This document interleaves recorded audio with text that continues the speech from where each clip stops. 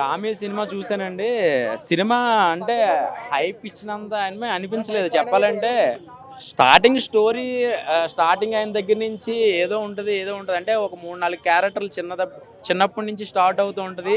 అంటే ఏదో ఉంటది అనుకున్నాం గానీ, సో, టెక్నికల్‌గా వాళ్ళ ప్రయత్నం చాలా బావుంది. అంటే కొన్ని అంటే ఆ కొండల ప్రాంతంలో షూట్ చేయడము, అది సీజీ వర్కో, ఒరిజినలో తెలీదు గానీ, చాలా చూడడానికి చూడముచ్చటగా ఉంది చెప్పాలంటే. ఆ కొండ ప్రాంతాలు, శివుడి కోసం ప్రయత్నం చేసే హీరో చేసే ప్రయత్నం ఇయన్నీ బావున్నాయి గానీ, సో, హీరో గారు ఫస్ట్ నుంచి లాస్ట్ దాకా కూడా ఒకే క్యారెక్టరైజేషను, హీరోయిన్ ఒకే క్యారెక్టరైజేషను.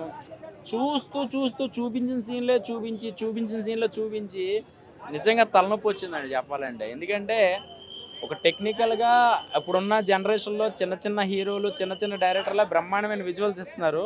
సో, హీరో గారి మీద నమ్మకంతో చాలా మంచి ప్రోడక్ట్ ఇస్తారేమో అనుకున్నాం గానీ, పూర్తిగా డిసప్పాయింట్ చేశారని అనుకోవాలి. సో, కొన్ని బ్యాక్‌గ్రౌండ్ సాంగులు, బీజీఎం అయితే మాత్రం బావుంది.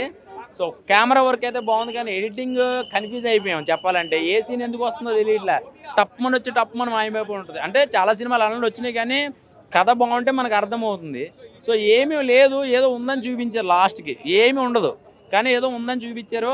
అలా ఏదో ఉంటదేమో ఆ సింహం సీన్‌లో ఏయో ఉంటాయి కదా అని చెప్పి లాస్ట్ దాకా చూస్తే ఏమీ అనిపియలే చెప్పాలంటే.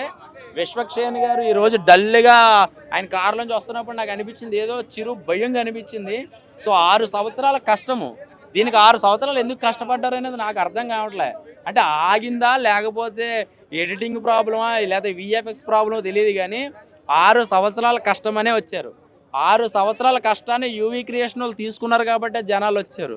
అలాగే విశ్వక్సేన్ ఆయన హీరో మీద ఉన్న నమ్మకం మీద వచ్చారు గానీ, సో, పూర్తిగా నేను డిసప్పాయింట్ అయ్యాను. ఎందుకంటే నేను బాలేని సినిమాని సూపర్ హిట్ అని చెప్పినా రేపొద్దున చూసినోళ్ళు నన్నే తిడతారు.